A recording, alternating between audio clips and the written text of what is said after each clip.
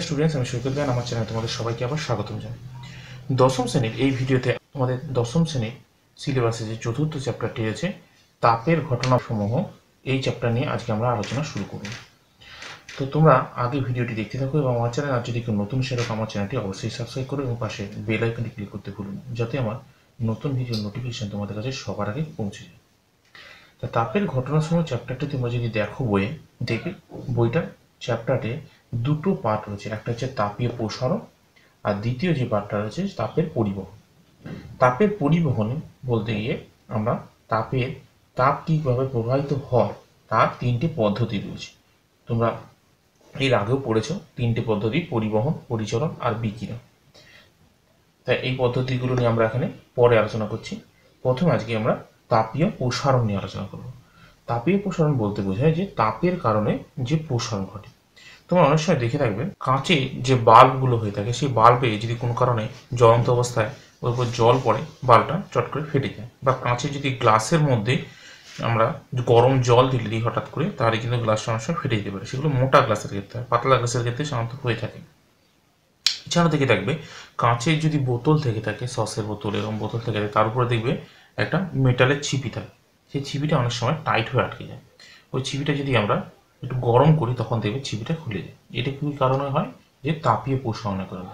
তাপ দিলে কি হলো, ওই যে ধাতুটা আছে সেই ধাতুটা একটু প্রসারিত হলো, তার ফলে প্যাঁচটা লুজ হলো, লুজ হয়ে আমরা কিন্তু প্যাঁচটা খুলতে পারি। কাঁচ হচ্ছে তাপের কুপরিবাহী, সেই জন্য আমরা গরম জল দেওয়ার সঙ্গে সঙ্গে ও কিন্তু তাপটা প্রবাহিত করতে পারেনি, সেই জন্য তাপটার জন্য ও কাঁচটা ফেটে গেছে। এরকম বিভিন্ন রকম উদাহরণ তোমরা তোমাদের চারিপাশে দেখতে পাবে। তা তাপীয় প্রসারণ বলতে গেলে আমাদের পদার্থের তিনটে অবস্থা আছে। তিনটে অবস্থা নিয়ে আমরা আলোচনা করব। প্রথমে আলোচনা করব কঠিন পদার্থের তাপীয় প্রসারণ, তারপরে তরল এবং ক্রমান্বয়ে গ্যাসীয় পদার্থ। তা কঠিন পদার্থের তাপীয় প্রসারণ বুঝতে গেলে কঠিন যে পদার্থগুলো হয়ে থাকে, মূলত যে ধাতব পদার্থ, বেশিরভাগ ধাতব পদার্থই কিন্তু তাপ পরিবহন করতে পারে এবং তাপের সুপরিবাহী। তা কঠিন পদার্থের মধ্যে যে বিভিন্ন ধাতব পদার্থগুলো আছে, বিভিন্ন ধাতব পদার্থের মধ্যে তাপ দিই, তাপের জন্য ওর কিন্তু প্রসারণ ক্ষমতা সেটা কিন্তু বিভিন্ন ধাতব পদার্থের ক্ষেত্রে বিভিন্ন রকম হয়ে থাকে।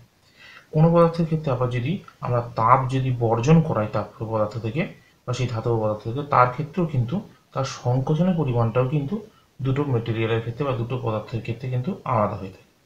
এখন যদি আমরা দুটো মেটেরিয়াল বা দুটো ধাতু যদি একই সাইজের তৈরি করি, একই দৈর্ঘ্যের, একই প্রস্থচ্ছেদের এবং একই হাইটে যদি আমরা তৈরি করি, সেম দেখতে দুটো আমরা ধাতব পদার্থ তৈরি করলাম। তৈরি করার পরে কী করলাম, তাদের মধ্যে রিবেটিং করলাম। রিবেটিংটা কি? ধরো আমরা কি করলাম, এখানে একটা ধাতব পদার্থ নিলাম আর এর সঙ্গে আর একটা ধাতব পদার্থ ঠিক একই মাপেরই ধাতব পদার্থ দিয়ে দুটোর মধ্যে ফুটো করে আমরা কি করলাম, দুটো জুড়ে দিলাম একসাথে। ফুটো করে ড্রিল করে আমরা জুড়ে দিলাম। তোমরা দেখবে রেলে যদি ব্রিজ টিজগুলো দেখো, সেখান থেকে রিবেট করা থাকে। বা অনেক সময় কি করা থাকে, অ্যালুমিনিয়ামের দুটো খিল তৈরি করে এর ভেতর দিয়ে গর্ত করে চালিয়ে দিয়ে সেগুলো রিবেট করে দেওয়া হয়। তাই রিবেট করার পরে আমাদের কি হলো, যে দুটো আলাদা ধাতব পদার্থ আমরা নিলাম। দুটো আলাদা ধাতব পদার্থ মিলে, ধরো এই একটা ধাতব পদার্থ নিলাম, আবার ঠিক একই সাইজে ওর পাশে একটা ধাতব পদার্থ, দুটো একসঙ্গে আমরা রিবেট করে দিয়েছি। এইখান দিয়ে একটা রিবেট করেছি, এখান থেকে রিবেট করেছি, এখান থেকে রিবেট, তাই দুটো একসাথে জুড়ে গেছে। এটা সাধারণ তাপমাত্রায় আছে। এখন এই দুটো ধাতব পদার্থকে আমরা যদি তাপ দিই বা তাপ যদি তারা গ্রহণ করে, তাহলে কী হবে, তাপের জন্য তারা কী হবে, তাদের প্রসারণ করবে। তাপ দিলে প্রসারিত হবে। এবার প্রসারণ ঘটলে যেহেতু দুটো ধাতব পদার্থের ক্ষেত্রে, এটা 1 নম্বর ধাতব পদার্থ, এটা 2 নম্বর ধাতব পদার্থ, তা দুটো ধাতব পদার্থের ক্ষেত্রে প্রসারণ ক্ষমতা যদি সমান নয়, তাহলে কী হবে, যে ধরো এর উপরে যে পদার্থটা আছে সেই ধাতব পদার্থের প্রসারণ ক্ষমতা বেশি, আর এর নিচে যে পদার্থ আছে তার ধাতব পদার্থের প্রসারণ ক্ষমতা অতটা বেশি নয়। তা কী করবে, উপরে পদার্থটা বেশি প্রসারিত চাইবে। উপরে পদার্থটা যেই বেশি প্রসারিত হতে চাইবে, ও কী করবে, নিচের পদার্থটার সঙ্গে উপর দিকে বেঁকে যাবে, অর্থাৎ জিনিসটা এরকম টাইপের, এরকম গোল মতো বেঁকে যাবে। ও বাড়তে চাইছে কিন্তু ওর নিচের জন্য বাঁকতে পারছে না, এরকম টাইপের হয়ে যাবে। আর নিচেরটা অল্প পড়বে, ঠিক জিনিসটা এরকম টাইপের দেখতে হয়ে যাবে। আবার যখন সংকোচন করবো, অর্থাৎ তাপ বর্জন করাবো, তখন কিন্তু হবে এর সংকোচন, যেহেতু প্রসারণ ক্ষমতা বেশি, এর সংকোচন ক্ষমতাও কিন্তু এর থেকে বেশি হয়। তখন কী হবে, জিনিসটা ঠিক উল্টো দিকে হবে, এরকম ও কিন্তু বেশি পরিমাণে সংকুচিত হবে। 2 নম্বর পদার্থের পোষণ ক্ষমতাও কম, সংকোচন ক্ষমতাও কম। তাই 2 নম্বর পদার্থটা ঠিক বাইরের দিকে অতটা সংকুচিত হতে পারবে না, তাই বাইরের দিকে এরকম থাকবে। তাহলে প্রসারণ হলে এরকম হবে, সংকোচন হলে এরকম হবে। তোমরা বইয়ে দেখবে লোহা এবং পিতল নিয়ে এরকম টাইপের একটা পরীক্ষা করে দেখেছে, তোমরা বইটা পড়ে দেখো, আশা করি বিষয়টা বুঝতে পারবে। এখন এই কঠিন পদার্থের ক্ষেত্রে 3 রকমের তাপীয় প্রসারণ হয়ে থাকে। এক হচ্ছে দৈর্ঘ্য প্রসারণ বা রৈখিক প্রসারণ, 2 হচ্ছে ক্ষেত্র প্রসারণ বা ক্ষেত্রফল প্রসারণ, এবং 3 নম্বর আয়তন প্রসারণ। তা দৈর্ঘ্য প্রসারণের ক্ষেত্রে বোঝায় আমরা যদি দৈর্ঘ্যের দিক দিয়ে যে প্রসারণ হচ্ছে সেটা হচ্ছে আমরা দৈর্ঘ্য প্রসারণ বা রৈখিক প্রসারণ বলব। প্রস্থচ্ছেদের দিক দিয়ে যে প্রসারণটা হচ্ছে তাকে আমরা ক্ষেত্রফল প্রসারণ বা ক্ষেত্র প্রসারণ বলি।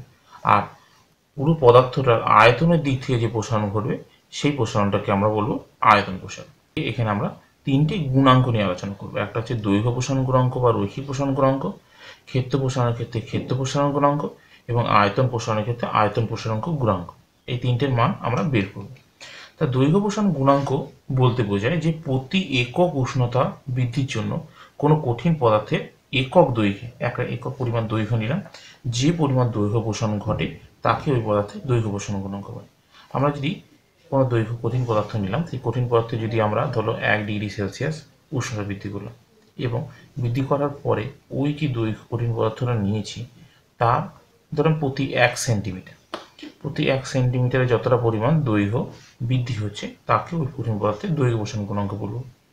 তাহলে সেটা ক্যালকুলেশন করতে গিয়ে কী করবো, ধরো কোনো T1 উষ্ণতায় কোনো কঠিন পদার্থের দৈর্ঘ্য ধরলাম L1, আর T2 উষ্ণতায় কঠিন পদার্থের দৈর্ঘ্য L2। এবার T2টা ধরলাম T1 এর থেকে বড়, তাহলে L2টা L1 এর থেকে বড় হবে। তাহলে আমাদের দৈর্ঘ্য বৃদ্ধি কত, L2 মাইনাস L1, আর উষ্ণতা বৃদ্ধি কত, T2 মাইনাস T1। তাহলে এই দুটো বের হয়ে থাকে। তাহলে এবার দৈর্ঘ্য প্রসারণ গুণাঙ্কের সংজ্ঞা অনুযায়ী আমরা কি লিখব, দৈর্ঘ্য প্রসারণ গুণাঙ্ককে এখানে একটা জিনিস বলে দিই, দৈর্ঘ্য প্রসারণ গুণাঙ্ককে আমরা আলফা দিয়ে প্রকাশ করি। তাহলে দৈর্ঘ্য প্রসারণ গুণাঙ্ককে আলফা দিয়ে প্রকাশ করলে কি হবে, এটা সমান আমরা লিখব যে দৈর্ঘ্য প্রসারণ অর্থাৎ কতটা দৈর্ঘ্য প্রসারিত হচ্ছে, L2 মাইনাস L1 দৈর্ঘ্য প্রসারিত হচ্ছে, বাই আমরা কি করব প্রাথমিক দৈর্ঘ্য, অর্থাৎ প্রাথমিক দৈর্ঘ্য ছিল আমার L1 গুণিত কি করব উষ্ণতা পরিবর্তন অর্থাৎ T2 মাইনাস T1। তাহলে এখানে আমরা যদি মানগুলো আমাদের কোনো গাণিতিক সমস্যা দেওয়া থাকে, মানগুলো পেলে আমরা কিন্তু আলফার মান বা দৈর্ঘ্য প্রসারণ গুণাঙ্কের মান আমরা বের করতে পারবো। তা এখন আলফার যদি একক বের করতে হয়, দেখো এখানে উপরে আছে L2 মাইনাস L1 অর্থাৎ দৈর্ঘ্যের একক, নিচে আবার ভাগ করা আছে দৈর্ঘ্যের একক, ভাজিত এখানে আছে T2 মাইনাস T1 অর্থাৎ দৈর্ঘ্য একক, দৈর্ঘ্য এখানে কেটে যাবে, কেটে গিয়ে শুধু থাকবে কি আমার উষ্ণতা। তাহলে আলফার এককটা দাঁড়াবে প্রতি ডিগ্রি সেলসিয়াস বা প্রতি ডিগ্রি ফারেনহাইট বা প্রতি ডিগ্রি কেলভিন, এরকম টাইপের দাঁড়াবে হচ্ছে আলফার একক।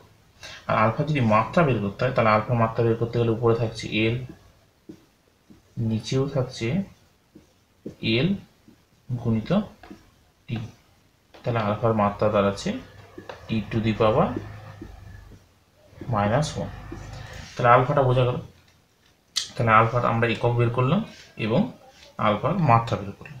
তো এবার আসি ক্ষেত্র প্রসারণ গুণাঙ্কে।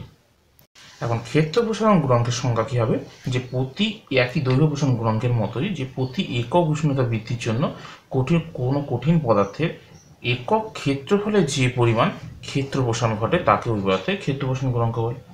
আর আয়তন প্রসারণ গুণাঙ্কের ক্ষেত্রে সেই একই রকম সংজ্ঞা, প্রতি একক উষ্ণতা বৃদ্ধির জন্য কোনো কঠিন পদার্থের একক আয়তনে যে পরিমাণ আয়তন প্রসারণ ঘটে তাকে ওই পদার্থের আয়তন প্রসারণ গুণাঙ্ক বলে। আয়তন প্রসারণ গুণাঙ্কটা পরে বলছি। এখন ক্ষেত্র প্রসারণ গুণাঙ্কের ক্ষেত্রে আমরা যদি সংজ্ঞাটা বের করতে যাই তাহলে কি হবে, ধরলাম যে T1 উষ্ণতায় কোনো কঠিন পদার্থের পৃষ্ঠতলের আমরা ক্ষেত্রফল ধরলাম S1, আর T2 উষ্ণতায় আমরা কঠিন পদার্থের কোনো ক্ষেত্রফল ধরলাম S2। এখন আমরা ধরে নিলাম হিসাবের সুবিধার্থে T2 আমার T1 এর থেকে বড়। তাহলে T2 যদি T1 এর থেকে বড় হয় তাহলে S টা বড়, তাহলে আমার ক্ষেত্র প্রসারণ কত হচ্ছে S2 মাইনাস S1, আর উষ্ণতা কতটা পাচ্ছে T2 মাইনাস T1। তাহলে ক্ষেত্র প্রসারণ গুণাঙ্ক যদি বের করতে হয়, ক্ষেত্রফলের প্রসারণ গুণাঙ্ককে আমরা বিটা দিয়ে প্রকাশ করি। তাহলে বিটার মান হবে S2 মাইনাস S1 ভাজিত প্রাথমিক ক্ষেত্রফল। তাহলে S1 into T2 minus T1। তাহলে একই ওর মতোই সংজ্ঞাটা। তাহলে ক্ষেত্রফলের পরিবর্তন ভাজিত প্রাথমিক ক্ষেত্রফল বাই উষ্ণতা পরিবর্তন। তাহলে বিটার একক হলো প্রতি ডিগ্রি সেলসিয়াস, প্রতি ডিগ্রি ফারেনহাইট বা প্রতি ডিগ্রি কেলভিন। আর বিটার যদি আমরা মাত্রা বের করি, মাত্রা বের করলেও সেই হবে কি T⁻⁻1। তাহলে এই গেল বিটার মান বা ক্ষেত্র প্রসারণ গুণাঙ্ক। এরপরে আসি আয়তন প্রসারণ গুণাঙ্ক। আয়তন প্রসারণ গুণাঙ্কের ক্ষেত্রে কি বললাম, যে প্রতি একক উষ্ণতা বৃদ্ধিতে কোনো একক আয়তনে যে পরিমাণ আয়তন প্রসারিত হয় তাকে আয়তন প্রসারণ গুণাঙ্ক বলে। তাহলে প্রথমে ধরলাম T1 উষ্ণতায় আয়তন হচ্ছে V1 আর T2 উষ্ণতায় আয়তন হচ্ছে V2। সেই আগের মতোই ধরে নিলাম আমরা T2টা T1 এর থেকে বেশি। তাহলে কি হবে, V2টা V1 এর থেকে বেশি হবে। তাহলে আয়তনের প্রসারণ ঘটলো V2 মাইনাস V1 আর উষ্ণতার পরিবর্তন হচ্ছে T2 মাইনাস T1। এখানে আমরা আয়তন প্রসারণকে গামা দিয়ে প্রকাশ করি। তাহলে গামা দিয়ে প্রকাশ করলে কি হবে, আয়তনের পরিবর্তন উপরে হবে, নিচে প্রাথমিক আয়তন V1 আর গুণিত হচ্ছে উষ্ণতা পরিবর্তন। তাহলে আয়তন প্রসারণ গুণাঙ্ক সেই একই রকম তাহলে হবে, ওরও একক সেই প্রতি ডিগ্রি সেলসিয়াস বা প্রতি ডিগ্রি সেলসিয়াস বা প্রতি ডিগ্রি ফারেনহাইট বা প্রতি কেলভিন। আর এরও মাত্রা কি হবে T⁻⁻1। এখন তোমরা বইতে যদি দেখো, বইয়ের মধ্যে তোমরা বিভিন্ন রকম আয়তন প্রসারণ গুণাঙ্কের একটা বড় লিস্ট পেয়ে যাবে। সেই লিস্ট থেকে তোমরা একটা আন্দাজ করতে পারবে পদার্থের আয়তন প্রসারণ গুণাঙ্ক কিরকম টাইপের হতে পারে। এখানে একটা জিনিস জেনে রাখো, এই একটা আলফা ইকুয়ালস টু β/2 γ/3 এই একটা ফর্মুলা হয়। এটা পরবর্তীকালে তোমরা যখন উপরের ক্লাসে পড়বে তখন এই বিষয়টা প্রমাণ করে দেখাবো। আলফা সমান হবে β/2 সমান γ/3। এটা একটু মনে রাখো। তো এবার আসি তরল পদার্থের প্রসারণ গুণাঙ্ক। তরল পদার্থের ক্ষেত্রে দৈর্ঘ্য প্রসারণ গুণাঙ্ক বা ক্ষেত্রফল প্রসারণ গুণাঙ্ক কিছুই হয় না। এখানে তরল পদার্থের ক্ষেত্রে শুধু আয়তন প্রসারণ গুণাঙ্ক হয়। তা আয়তন প্রসারণ গুণাঙ্ক বুঝতে গেলে এখানে একটা ধরো আমরা এখানে ফ্লাক্স নিয়েছি। ফ্লাক্স নেওয়ার মধ্যে তার মধ্যে আমরা একটা তরল পদার্থ নিয়েছি এবং সেই তরল পদার্থের মধ্যে কর্ক দিয়ে আমরা একটা নল সিস্টেম আমরা এর ভিতরে ঢুকিয়েছি এবং সেখানে নলের ওপরের দিকে আমরা তিনটে দেখো মার্ক করেছি। মার্ক এমন করেছি, দেখো নর্মাল যে তাপমাত্রায় আমার মার্কটা ও পয়েন্টে আছে। বিষয়টা বোঝা গেল। এখন আমরা কি করব, তরল পদার্থটাকে নিচে গরম করব। গরম করলে আমরা কি দেখতে পাবো সেটা এখন আলোচ্য বিষয়। গরম করলে আমরা দেখতে পাবো যে ও বিন্দু থেকে বা ও যে দাগটা আছে সেই দাগ থেকে প্রাথমিক অবস্থায় প্রথমে দেখবে যে তরলের লেভেলটা কমে কিছুটা এর দিকে চলে আসবে বা এ পর্যন্ত আসবে ধরে নেবে।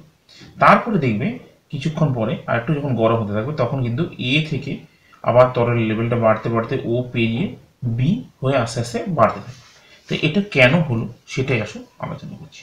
তা প্রথমে কি হলো দেখতে পেলে যে তাহলে কি হলো আমাদের কি হলো বিষয়টা, যে তরল পদার্থের তাহলে জিনিসটা কি হলো, যে তরলটা যখন আমরা গরম করছি তখন কি হচ্ছে, তরল এখানে চাপ পেয়ে এই নল দিয়ে আমাদের বাইরে বেরোচ্ছে। এটাই হচ্ছে সিস্টেম।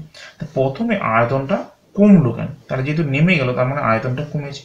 আয়তন কেন কমেছে, যেহেতু আমরা এখানে একটা কাঁচের পাত্র নিয়েছি। কাঁচের পাত্র নেওয়ার ফলে কি হয়েছে, যে কাঁচের পাত্র প্রথমে কি হয়, তাপ যে তাপের কুপরিবাহী একটু আগে বলেছি।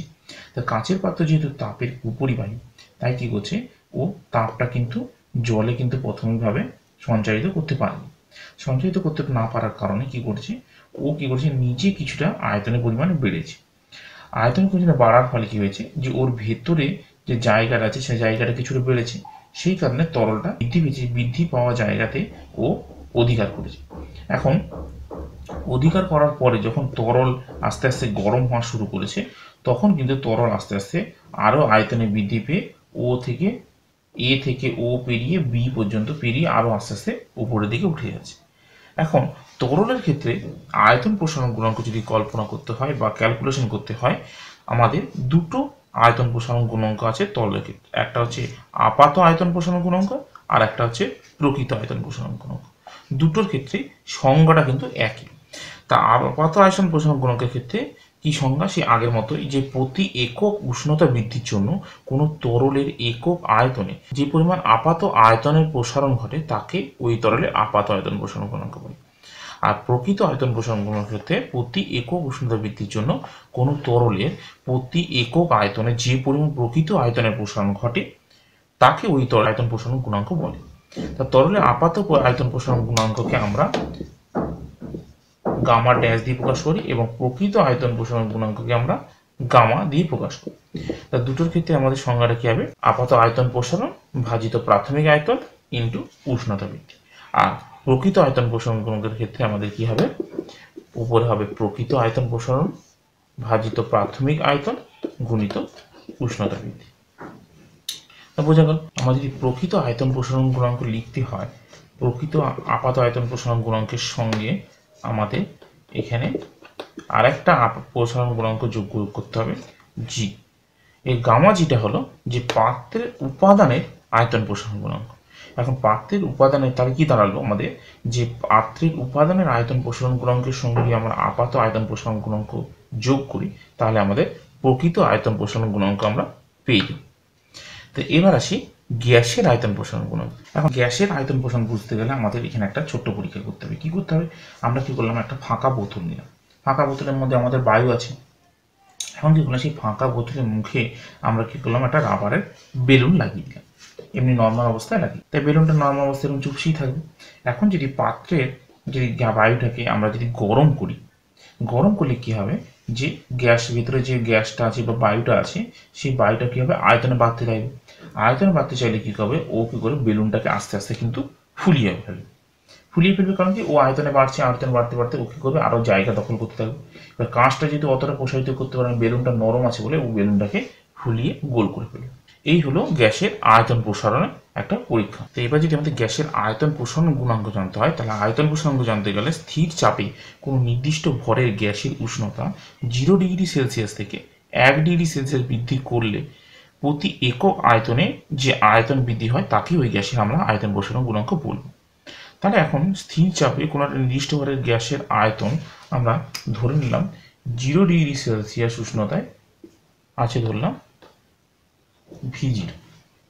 আর 1 ডিগ্রি সেলসিয়াস বা T ডিগ্রি সেলসিয়াস উষ্ণতায় ওই গ্যাসের আয়তন আমরা ধরে নিলাম VT। তাহলে আয়তন বৃদ্ধি কত হচ্ছে, তাহলে VT মাইনাস V0, এতটা হলো আয়তন বৃদ্ধি। আর উষ্ণতা বৃদ্ধি কত, T ডিগ্রি মাইনাস 0 মানে T ডিগ্রি সেলসিয়াস হচ্ছে আমাদের উষ্ণতা বৃদ্ধি। তাহলে 1 ডিগ্রি সেলসিয়াস উষ্ণতা বৃদ্ধির জন্য একক আয়তনে আয়তন বৃদ্ধি আমাদের কি হবে, VT মাইনাস V0 ভাজিত V0 প্রাথমিক আয়তন গুণিত T। আমাদের আয়তনের বৃদ্ধি ব্যতীত এটা ইন্টু T, যেটা আগের মতো বের করেছিলাম। তাহলে আয়তন প্রসারণ গুণাঙ্ক, আমরা এখানে আয়তন প্রসারণ গুণাঙ্ককে গামা পি দিয়ে প্রকাশ করব। গামা পি দিয়ে প্রকাশ করলে কি হবে, VT মাইনাস V0 ভাজিত V0 ইন্টু T। আশা করি বুঝতে পেরেছ। তাহলে আমরা যদি এখানে VTটা বের করতে হয়, তাহলে VTটা বের করতে গেলে কি হবে, VT মাইনাস V0 সমান সমান দাঁড়াচ্ছে গামা পি গুণিত V0 ইন্টু T। তাহলে এখানে কি হবে, তাহলে VTটা যদি বের করতে হয়, অতএব VT সমান আমরা লিখতে পারবো V0 প্লাস গামা পি গণিত V0 T। তাহলে এই দুটো থেকে V0 যদি কমন নিই, বাইরে থেকে V0 1 plus gamma P into T. তাহলে ভিটির মান বেরোলো V0 into 1 plus gamma P into T. এখন আমরা এর আগের চ্যাপ্টার যখন গ্যাসের চ্যাপ্টার যখন আলোচনা করেছিলাম এর আগে, সেখানে আমরা বলেছিলাম চার্লসের সূত্র পড়েছিলাম। তোমরা যদি না পড়ে থাকো গিয়ে আবার কিন্তু ভালো করে একটু পড়ে নিতে পারো চার্লসের সূত্র। চার্লসের সূত্রে আমরা কি বলেছিলাম একটু যদি মনে করার চেষ্টা করো, দেখবে যে চাপ স্থির থাকলে কোনো নির্দিষ্ট ভরের গ্যাসের আয়তন প্রতি ডিগ্রি সেলসিয়াস উষ্ণতা বৃদ্ধি বা হ্রাসের জন্য ওই গ্যাসের 0 ডিগ্রি সেলসিয়াস উষ্ণতায় যে আয়তন তার 1/273 অংশ বৃদ্ধি বা হ্রাস পায়। তাহলে সেখান থেকে যদি আমরা সমীকরণটা বের করি, সেখানে আমরা যদি একইভাবে সমীকরণ বের করি, সেখানে পাবো আমরা ভিটি সমান V0 1 প্লাস 1/273 ইন্টু টি। 273 অংশ বৃদ্ধি বা হ্রাস পাবে। এটা দেখবে আগে আমরা ক্যালকুলেশন করেছি, তোমরা গিয়ে তোমাদের বইও দেখে নিতে পারো, আমরা পূর্ববর্তী ভিডিওতে তোমরা এটা পেয়ে। তাহলে ভিটি কষ্ট আমরা চার্লসের সূত্র থেকে পেলাম V0 ইন্টু 1 প্লাস 273/t, আর ভিটি কষ্ট এখানে আমরা পেলাম V0 into 1 plus gamma P into T.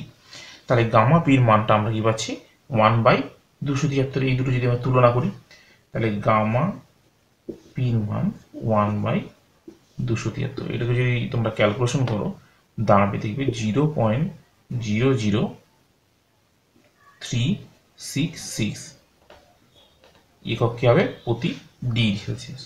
এখন দেখো আমরা এখানে একটা সুন্দর একটা মান পেয়েছি। দেখো এখানে কিন্তু আমরা কোনো গ্যাস কিন্তু আমরা ফিক্সড গ্যাস নিইনি, আমরা একটা সাধারণ গ্যাস নিয়ে আলোচনা করেছি বা বায়ু নিয়ে আলোচনা করেছি।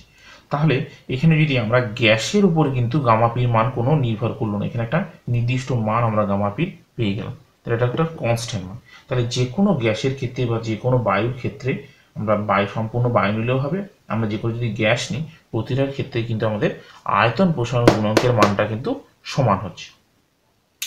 এই গেল আমাদের তাপীয় প্রসারণ নিয়ে আলোচনা। তাহলে আমরা প্রথমে কঠিন পদার্থের প্রসারণ গুণাঙ্ক নিয়ে আলোচনা করলাম, তারপরে তরল পদার্থ নিয়ে আলোচনা করলাম, এবং এখানে আমরা গ্যাসীয় পদার্থের প্রসারণ গুণাঙ্ক নিয়ে আলোচনা করলাম। তোমাদের ভিডিওটি যদি কোনো বুঝতে অসুবিধা হয় আমাকে কিন্তু অবশ্যই কিন্তু কমেন্ট বক্সে জানাও। এরপর আসি তাপের পরিবহন নিয়ে। তাহলে তাপের পরিবহনের মধ্যে আমরা তিনটে পদ্ধতিতে আমরা কি জানি যে তাপ আমরা পরিবাহিত করতে পারি। এক হচ্ছে এক স্থান থেকে অন্য স্থানে যদি তাপ চলাচল করতে হয় আমরা তিনটে পদ্ধতিতে করতে পারি। একটা হচ্ছে পরিবহন, একটা পরিচলন, একটা হচ্ছে বিকিরণ। পরিবহন পদ্ধতি আমরা কাকে বলবো? যে পরিবহন পদ্ধতির মধ্যে যে পদার্থে কোনো পদার্থের উষ্ণতর অংশ থেকে আমরা যদি এই ধরলাম একটা পদার্থের দুটো অংশ, একটা এই পদার্থ আছে, এই উষ্ণতর অংশ থেকে আমরা যদি শীতলতর অংশে তাপ সঞ্চারিত করতে হয় তাহলে কি হবে, যে পদার্থের ভেতরে যে অণুগুলো আছে সেই অণুগুলোর কোনো স্থানচ্যুতি ঘটবে না, একে বলা হবে পরিবহন। যদি আমরা একটা রড ধরো গরম করি, কি হবে, রডের এই পাশটা গরম করলে রডের ভিতরে কোনো অণু সঞ্চারিত করলো না, কিন্তু আস্তে আস্তে কিন্তু এই দিকটা গরম হতে হবে। এই হলো পরিবহন পদ্ধতি, এটা আগেও পড়েছো। আর পরিচালন পদ্ধতি কি, যে ওই সেই একই অংশ থেকে আরেক অংশ গরম করবে, কিন্তু মাধ্যমে যে কণাগুলো আছে বা ভেতরে যে অণুগুলো আছে সেই অণুগুলোর কিন্তু সঞ্চালনের মাধ্যমে কিন্তু আমরা তাপটা এক জায়গা থেকে আরেক জায়গায় সঞ্চারিত করব। আর বিকিরণ পদ্ধতিতে কিন্তু কোনো মাধ্যমের আমাদের প্রয়োজন হয় না, মাধ্যম ছাড়াই আমরা কিন্তু এই পদ্ধতিতে তাপ এক জায়গা থেকে আরেক জায়গায় সঞ্চারিত করতে পারি। তো এগুলো আমরা আগে আলোচনা করেছি বলে এগুলো এখানে আলোচনা করলাম। এখানে যে বিষয়গুলো কয়েকটা সংজ্ঞা আমরা প্রথমে আলোচনা করি। প্রথমে যে সংজ্ঞাটা হচ্ছে তাপ পরিবাহিতা। তাপ পরিবাহিতা হচ্ছে তাপ পরিবহনের যে ক্ষমতা, কোনো পদার্থের যে তাপ পরিবহনের ক্ষমতা, সেই ক্ষমতাকে আমরা বলবো তাপ পরিবাহিতা। আর সুপরিবাহী পদার্থ বা কুপরিবাহী পদার্থ সেটা হচ্ছে সেই রোধের মতোই ব্যাপার। সুপরিবাহী পদার্থ হচ্ছে যে পদার্থ খুব ভালোভাবে তাপ পরিবহন করতে পারে তাকে বলে আমরা তাপের সুপরিবাহী পদার্থ, আর যে পদার্থ তাপ কম পরিবহন করতে পারে তাকে আমরা কুপরিবাহী পদার্থ বলি। সুপরিবাহী পদার্থ সাধারণত আমরা যে ধাতব পদার্থগুলো থাকে সেই ধাতব পদার্থ বেশিরভাগই কিন্তু তাপের সুপরিবাহী পদার্থ। এছাড়া তরল পদার্থ বা গ্যাসীয় পদার্থ কিন্তু তাপ অতটা পরিবাহিত করতে পারে না। এখানে একটা এক্সেপশনাল উদাহরণ আছে, যেমন ধর পারদ। পারদ কিন্তু তাপের সুপরিবাহী পদার্থ। পারদ ছাড়া অন্যান্য তরল এবং গ্যাসীয় পদার্থ কিন্তু তাপের সাধারণভাবে কিন্তু কুপরিবাহী পদার্থ। এখন এখানে আমরা আরেকটা বিষয় আলোচনা করে নেব, তাপ পরিবাহিতাঙ্ক আমরা বের করব।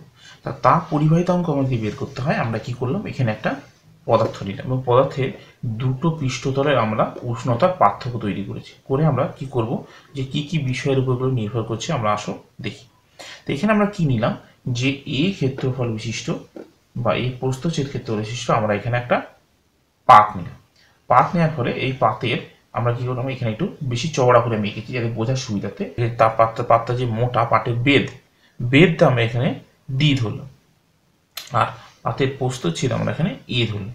এখানে দেখো আমরা তাপটা কি করছি, এই পাশ থেকে তাপটা আমরা এই পাশ থেকে ও পাশে তাপটা পাঠাচ্ছি। এখন পাতের দুই প্রান্তের আমাদের উষ্ণতার যে পার্থক্য, সেই উষ্ণতার পার্থক্য θ1 এবং θ2।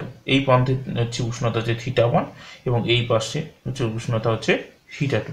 এখানে θ2টা কি উষ্ণতা বেশি এবং θ1টার উষ্ণতা কম। যেহেতু আমরা এদিক থেকে আস্তে আস্তে গরম করছি, তাহলে কি এদিকটাকে গরম আস্তে আস্তে আস্তে ওদিকটা গরম হতে হবে। তাহলে এদিকে তাপমাত্রা বেশি, এদিকে তাপমাত্রা কম। তাহলে এখানে একটা কন্ডিশন আমাদের থাকলো θ2 গ্রেটার দেন θ1 আর পাতের বেদটা হচ্ছে ডি। তাহলে এখানে পরপর বিষয়গুলো আমরা দেখি কোনটার উপর কি কি নির্ভর করছে। এখন পাতের ক্ষেত্রফল, যেটা ক্ষেত্রফল অর্থাৎ এ, ক্ষেত্রফলটা ধরলাম আমাদের এ, কিউ এর সঙ্গে সমানুপাতিক। ব্যাপারটা রোধের মতো, এ যত বাড়বে তত বেশি পরিমাণে তাপ প্রবাহিত হতে পারবে। যদি এটা নলের মতো ধরি, তাহলে এ পরিমাণ যে ক্ষেত্রফলটা, প্রস্থচ্ছেদের ক্ষেত্রফলটা যত পরিমাণে বাড়বে তত কিন্তু বেশি পরিমাণে তাপ প্রবাহিত হতে পারবে। তাহলে প্রস্থচ্ছেদের সঙ্গে সমানুপাতিক। এখন দুই পৃষ্ঠের যদি উষ্ণতার যে পার্থক্য অর্থাৎ θ2 মাইনাস θ1, এর সঙ্গে কি হবে, যে তাপটা প্রবাহিত হচ্ছে সেটাও কিন্তু সমানুপাতিক। এখন প্রস্থচ্ছেদটা আমরা কি নিচ্ছি ডি, তাহলে যে পরিবাহিত তাপটা সেটা কিন্তু প্রস্থচ্ছেদের সঙ্গে কিন্তু ব্যস্তানুপাতিক হারে কিন্তু পরিবর্তিত হবে। অর্থাৎ প্রস্থচ্ছেদ যত বাড়বে কিন্তু তাপ পরিবাহিত হার কিন্তু কমে যাবে। আর যদি তাপ পরিবহনের সময়কে আমরা যদি টি হিসেবে ধরি, কিউ কিন্তু তাপের পরিবহনের সময়ের সঙ্গে সমানুপাতিক। অর্থাৎ সময় যত বাড়বে পরিবর্তিত তাপের পরিমাণ সমানুপাতিক। তাহলে এই বিষয়ের উপর কিন্তু জিনিসগুলো নির্ভর করবে। তাহলে কিউ পুরোটাই সমানুপাতিক কার সাথে হবে, যদি আমরা একসাথে করি এ, তারপরে কি পেলাম θ2 মাইনাস θ1 ইন্টু টি ভাজিত আমার নিচে থাকছে ডি। তাহলে কিউ সমানুপাতিক হচ্ছে পুরো এই বিষয়গুলোর সঙ্গে সমানুপাতিক। তাহলে আমাদের সমানুপাতিক সাইন যদি আমাদের তুলতে হয়, আমাদের কি করতে হবে, এখানে একটা ধ্রুবক নিয়ে আসতে হবে। তাহলে ধ্রুবক আনলে কিউ এর মানটা কি দাঁড়াবে, কিউ সমান আমরা লিখতে পারবো এখানে একটা সমানুপাতিক ধ্রুবক ধরলাম কে। তাহলে কে গুণিতক এ θ2 মাইনাস θ1 ভাজিত ডি। তাহলে কিউ সমান আমরা এই একটা সমীকরণ পেয়ে গেলাম। আমরা এই সমীকরণটা মনে রাখার চেষ্টা করব। এইখানে যে কে হচ্ছে একটা ধ্রুবকের মান, এই ধ্রুবকটাকেই আমরা ওই উক্ত যে পদার্থটা নিয়েছি, যে মেটেরিয়ালটা নিয়েছি, সেই মেটেরিয়ালের তাপ পরিবাহিতাঙ্ক বা কোএফিসিয়েন্ট অফ থার্মাল কন্ডাক্টিভিটি বা সংক্ষেপে তাপ পরিবাহিতা বলে থাকি। এখন যদি এখানে এর মানটা যদি 1 হয়, অর্থাৎ একক ক্ষেত্রফল বিশিষ্ট প্রস্থচ্ছেদ বিশিষ্ট হয়, যদি উষ্ণতার পরিবর্তন যদি 1 হয় এবং বেদও যদি একক ধরি, তাহলে একক ধরলে কি দাঁড়াবে, কিউ সমান সমান আমাদের কে দাঁড়াবে। তাহলে আমরা সংজ্ঞা হিসেবে বলতে পারি কি, তাপ পরিবাহিতাঙ্কের সংখ্যায় যে কোনো পদার্থের একক বেদ ও একক ক্ষেত্রফল বিশিষ্ট পাতের দুই বিপরীত পৃষ্ঠের উষ্ণতার পার্থক্য যদি 1 ডিগ্রি হয়ে থাকে, তাহলে পাতের এক পৃষ্ঠ থেকে অপর পৃষ্ঠে লম্ব হবে 1 সেকেন্ডে। এখানে টিটা লিখতে ভুল হয়েছে আমাদের, হ্যাঁ 1 সেকেন্ডে, টি এর মানটাও যদি 1 হয়, তাহলে 1 সেকেন্ডে যে পরিমাণ তাপ পরিবাহিত হবে তাকে ওই পদার্থে আমরা কি বলবো, তাপ পরিবাহিতাঙ্ক। এখন যদি আমার কে এর একক বের করতে হয়, তাহলে কে সমান আমরা কি লিখতে পারবো, ছোট হাতে কে সমান দাঁড়াচ্ছে কিউ গুণিতক ডি ভাজিত নিচে কি থাকছে এ, থিটার পরিবর্তনকে আমরা এখানে থিটাই ধরে নিলাম, আর ইন্টু টি। তাহলে এই থাকছে। আচ্ছা, এখানে আমরা আগে মাত্রাটা বের করে নিই। আচ্ছা, এখানে কিউ এর মাত্রা আমরা কি হবে, কিউ এর মাত্রা হচ্ছে M L square to the power minus two. D এর মাত্রা কি হবে, কিন্তু বেদ, ডি এর মাত্রা দাঁড়াচ্ছে এল, নিচে কি দাঁড়াচ্ছে এ এর মাত্রা। তাহলে এর মাত্রা আমরা কি লিখবো, এল স্কোয়ার, অর্থাৎ প্রস্থচ্ছেদ এর স্কোয়ার হলো ভেতরে। আচ্ছা, থিটাকে আমরা কে দিয়ে দিলাম, আর এখানে টি আছে, ব্যাস এই আমরা পরপর মাত্রাগুলো বসিয়ে দিই। এখানে আমরা এবার মাত্রাগুলো আমাদের কাটতে হবে। কাটলে কি দাঁড়াবে, এম এল এল উপরে কাটছে, এখানে শুধু একটা এল থাকছে, তাহলে এম থাকলো, এল থাকলো, টি টু দি পাওয়ার -2 আছে, এখানে একটা টি আছে, তাহলে টি টু দি পাওয়ার -3, আর এখানে কে নিচে আছে, তাহলে কে টু দি পাওয়ার -1, তাহলে এখানে দাঁড়িয়ে গেল মাত্রার পরিমাণ। এখন কে এর যদি একক বের করতে হয়, এখানে একক বের করতে গেলে দেখো এখানে এ হচ্ছে ডি স্কোয়ার, তাহলে এখানে একটা নিচে একটা মিটার বা সেন্টিমিটার বা মিটার এগুলো কিছু একটা থাকে, তাহলে নিচে থাকছে, আর ওপরে থাকছে শুধু কিন্তু আমাদের ক্যালোরি। তাহলে কে এর একক আমাদের দাঁড়াবে, প্রথম আমাদের ক্যালোরি পার, ডিটা উপরে থাকছে না নিচেই থাকছে, তাহলে ক্যালোরি পার সেন্টিমিটার। থিটা, তাহলে থিটা আমরা কি ধরবো, ডিগ্রি সেলসিয়াস, আর টি এর মান হচ্ছে সেকেন্ড। তাহলে সিজিএস পদ্ধতিতে একক দাঁড়ালো ক্যালোরি পার, এখানে নিচে দাঁড়াচ্ছে সেন্টিমিটার, ডিগ্রি সেলসিয়াস, সেকেন্ড। আর যদি এসআই পদ্ধতি ধরি, এসআই পদ্ধতিতে কি হবে, জুল পার, আমরা কি ধরবো এখানে, এখানে সেন্টিমিটারের জায়গায় চলে আসবে মিটার, ডিগ্রি সেলসিয়াসের জায়গায় চলে আসবে কেলভিন, আর সেকেন্ডের জায়গায় তো সেকেন্ড থাকছে। তাহলে সিজিএস পদ্ধতিতে এবং এসআই পদ্ধতিতে কে এর একক এবং তার মাত্রাগুলো পেয়ে গেল। আশা করি তোমরা বিষয়গুলো বুঝতে পেরেছো। তো এই হলো আমাদের তাপের যে ঘটনা সম্বন্ধে চ্যাপ্টারটা, সেই চ্যাপ্টারের সমস্ত ইম্পর্টেন্ট বিষয়গুলোই আমরা ডিটেলসে আলোচনা করলাম। আশা করি তোমরা বিষয়গুলো বুঝতে পেরেছো। যদি তাও কোনো বুঝতে সমস্যা থাকে আমাকে অবশ্যই কিন্তু কমেন্ট বক্সে তোমরা জানাবে, এবং এই বিষয় সম্পর্কিত আরও যদি তোমাদের কোনো কোয়ারি থাকে তাও কিন্তু আমাদের কমেন্ট বক্সে জানাতে ভুলবে না। ভিডিওটি যদি ভালো লাগে থাকে তাও কিন্তু আমাকে কমেন্ট বক্সে জানাবে, এবং অবশ্যই কিন্তু ভিডিওটি লাইক করে এবং বন্ধুদের সাথে কিন্তু শেয়ার করতে ভুলো না। আমি দশম শ্রেণী এর পরবর্তী ভিডিওতে এই চ্যাপ্টারের কিছু গাণিতিক সমস্যার সমাধান করার চেষ্টা করব। ধন্যবাদ।